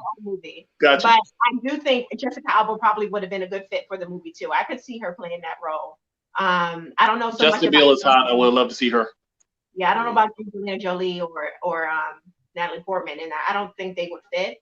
But Angelina Jolie needs to just stay as Tomb Raider. Yeah. That's her most iconic. I feel like that. Wow. Okay, let's keep going with bad movies. No, Scarlett Johansson played her role very well, which was nothing. So that was pretty much the wrap up of the movie, right? It ended just as quickly as Iron Man killing all those robots. So very What are good. you talking about? You're missing out the scene. You're missing out the scene where Pepper and Tony share their first kiss. Exactly. Probably I'm missing it because I don't need to talk about it. It's just who cares? It's very important. I'm about to get James started. I'm about to get James. How all of a sudden they decide they were going to kiss? When did they ever announce that they were attracted to each other or anything like that? I mean, why am I supposed to believe? It have to be announced. Why am I supposed to believe why does that everything have to be in your face? Like, all right, so women. Why is she kissing him after he just kissed Happy? Did anybody ever question that? She thought he was going to die. His lips was just on Happy. She just found out that he was dying, and then she was nagging the hell out of him about keeping that from her. And then he was already annoyed, like, oh my God, I already knew this shit was gonna happen. And then look, and then he just finished the battle, and he saved her life. He just came and picked her up right in front of the Queen's Museum because I recognized the steps. He picked her up right in front of the Queen's Museum and then flew all the way to some roof, and then they started fighting, and then they got kissed right after. Since the Iron Man 2 is basically Iron Man 1, why didn't they kiss in the first one? Because she saved his life in that one. They kissed in the first one, but they have to build the story. There was no building. There was no building. There was no building. Much like most of New York, they don't build. Look, here's my point. All right, here's my point. Chrissy, what do you have to say? What do you have to say? Listen, man, you can't build. You can only build on top of New York. You better recognize. What are you talking about? Have you seen Hudson Yards? You need to start building under New York and then sink it. What were you saying, Steve? Superior. What were you saying? You can't do that on bedrock. Listen, man, don't come over here with that. The next movie we're going to review is going to be Avengers. We're going to review Avengers, and then Loki's going to show you how to build over New York. So, Chrissy, what you got? Took place, it was because she threatened to quit. She was done. Like she said, I cannot in this company. She came in as assistant to a CEO. Resignation accepted. Assistant to a superhero. She did not sign up to be a superhero's assistant. She did not sign up for all the stuff she was required. So he has Jarvis. Quit is when Iron Man kind of realized, okay, yeah, I don't want you to not be in my life, which is why he ended it with the kiss and all of that jazz.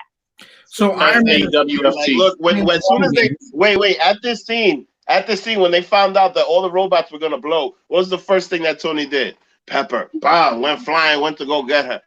Because that's his girl. That's who he got feelings for. But you know what he did? Like a lot of men do. The next time these two have a movie together, I'm going to add a picture of a whip.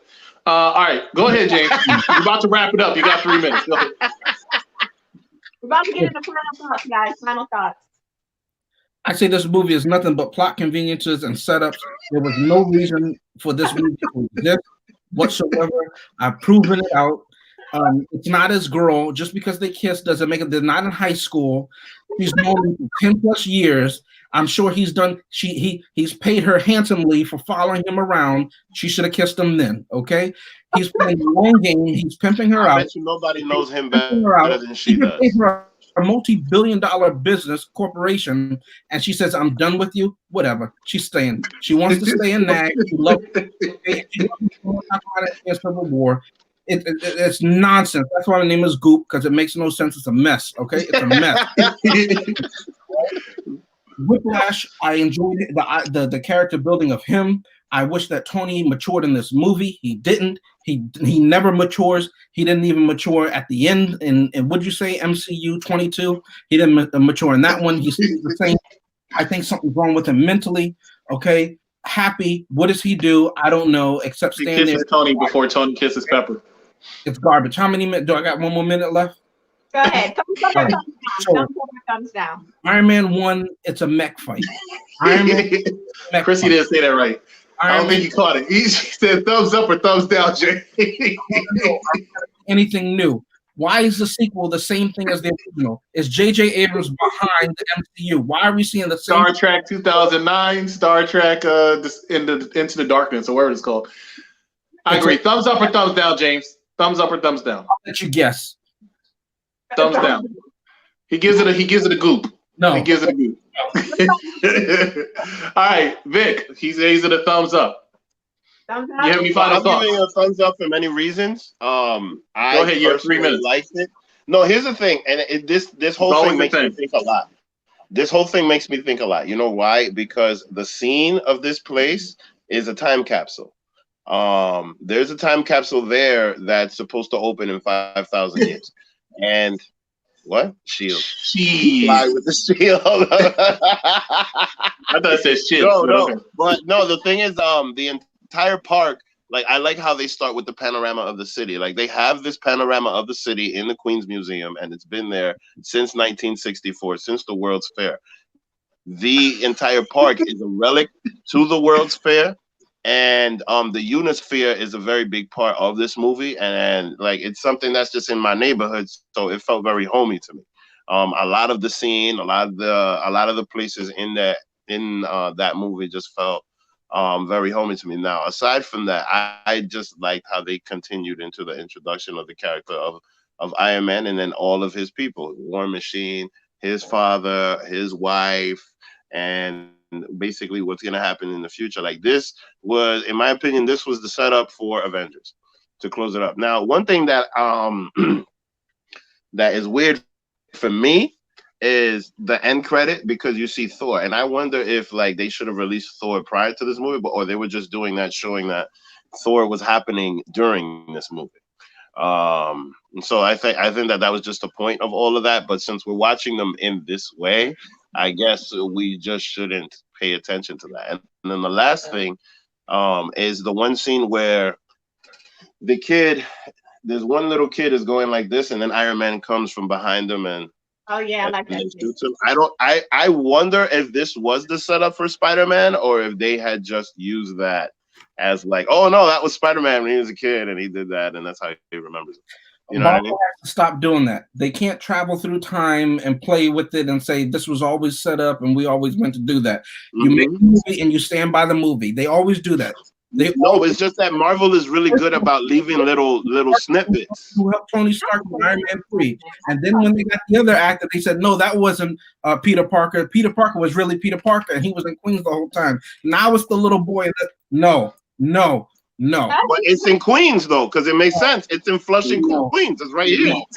Delete. See this right here? I'm so sick and tired of hearing Queens. Thank you so much. Your 3 minutes are up. Let me begin my 3 minutes. Mind you, Rise above Tasty wearing the shirt. He's going to overtime. Wait. All right, go ahead. Literally at the other end of He's an Flushing idiot Meadow in Park. his movies. Peter Parker is an idiot in the Spider-Man movies. So why would he be there? He's a kid. He's a kid going to a Stark Expo. He's an idiot. All right, so I'm giving this movie a thumbs down. All right, no surprise there. I have a little thing real quick. This movie, apparently, I give it a thumbs down, but most people give this as average. It's rated a 7.0 on IMDb.com. This movie was budgeted for $200 million, made $633 million worldwide. That's why for Thor. And $312 million of it was in the United States. I honestly think this was a movie that lacked a direction. It was just something to say, hey, we made so much money off the first Iron Man. Let's make a second Iron Man going into the Avengers. There was no character development, which is really, really important to have in a movie. It dragged a lot, and the villain was good. Justin Hammer, who was the best part of the movie, he was the primary villain, in my opinion, but he really was not in the movie's opinion, but he was the primary villain. The secondary villain was the Bird, because I heard that Bird's name too many times in this damn movie, and the tertiary villain was none other than Whiplash, who was a horrible movie, and in reality, in my personal opinion, in this executive consultant's opinion, the true villains of this film were not the three that I mentioned. The true villains in this film were none other than Cedar Superior, the Mark Victor Rodriguez, and Goop, for saying that Whiplash was a good movie. They are the reason this movie is a failure to me. Thank you so much, guys. I'm going to give it a thumbs down, and that's my opinion. Thank you. Okay, disregard everything he just said. This movie gets a thumbs up. No. It's a good movie.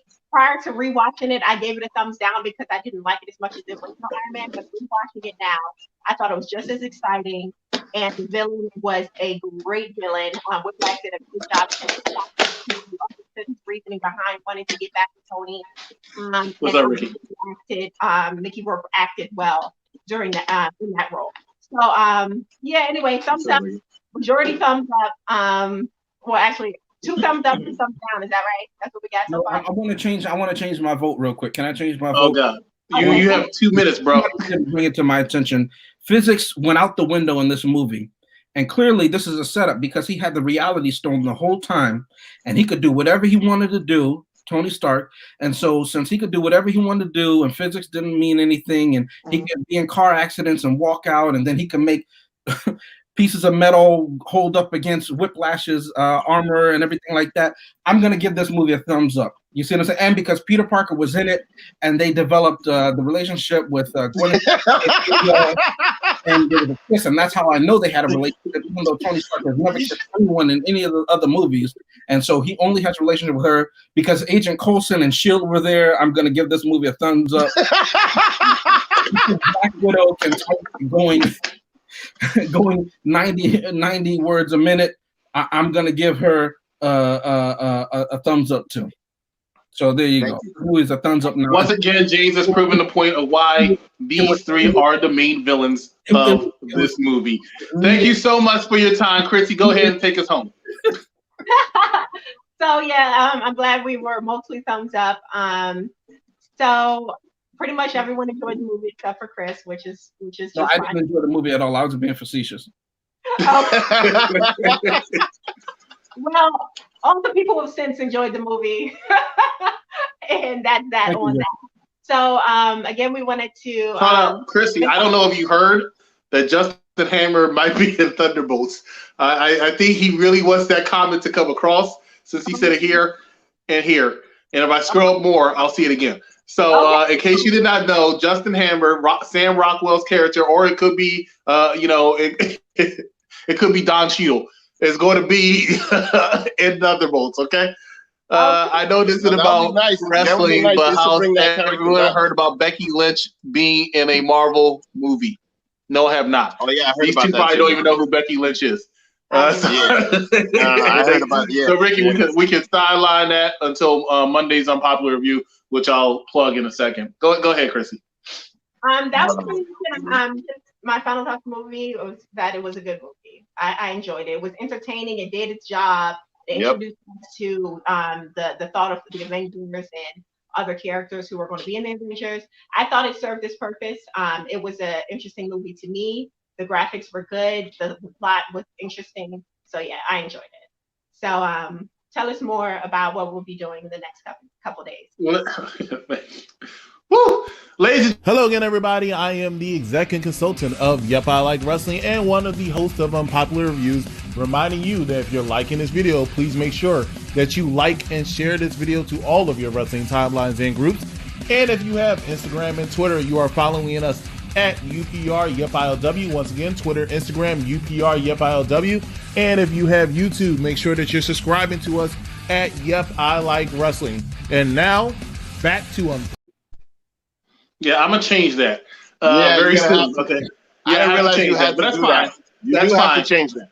I didn't realize that. Sorry about that. Follow us on Instagram and Twitter, UPR YepILW. On Monday, we have Unpopular Reviews Wrestling Edition, talking about Monday Night Raw with myself, Katrina Storm, and Big Daddy Cool Steven Pena. On Wednesday, we're right back here for Unpopular Reviews Entertainment Edition. I don't know why that promo is up there right now, but Entertainment Edition, where we are finally going to talk about the Avengers, the very first one of the Marvel Cinematic Universe.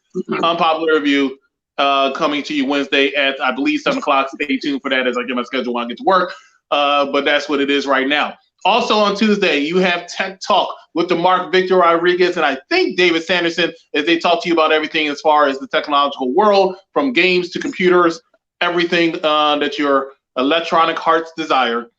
You know that's supposed to be but you better let's make sure that you're not talking about any little devices that you can put on your arms and then slice through cars, but not unless they're being held up as a shield. On Thursday, you have Unpopular Reviews NXT AEW edition with the technician David Sanderson, Bad Guy Jack, and the Mark Victor Rodriguez as they're talking to you about All Elite Wrestling in NXT from Wednesday. And on Friday, Unpopular Reviews Dark Side of the Ring, starring Katrina Storm, and 2 co-hosts that she's having. And of course, next Saturday, Unpopular Reviews SmackDown edition where myself, as well as Big Daddy Cool Steven Pena and the Willatine Dream, discuss SmackDown from Friday. And then later that evening, depending on what my job says at that time, Unpopular Reviews, another entertainment edition where we're discussing, I don't know what comes after Avengers right now. Does anybody know? Is it Avengers? I think it's Iron Man 3. It's Iron Man 3, I think. Iron Man 3 sounds right. Iron Man 3 or Thor 2? Thor 2. Iron Man 3. I think. Iron Man 3. So we'll discuss that next Saturday. Final thoughts, brief 15-second final thoughts before I'm late for my job. Any brief final thoughts coming from you, Victor, or you, James, or you, Chrissy? Yeah, thank you just for tonight, everybody that checked in. You can follow me every Wednesday. I have a podcast that I'm doing 8 to 10 p.m. every Wednesday. Check it out. You want to give them information on it? Oh yeah, follow me. But did they have you? Did they have your information to follow you? At the Goop. That's your Instagram. Follow the Goop. All right, follow is Adam ATOM. But yeah, follow the Goop because he gives all the shit. All right, so Vic, what you got? This Wednesday, 8 to 10.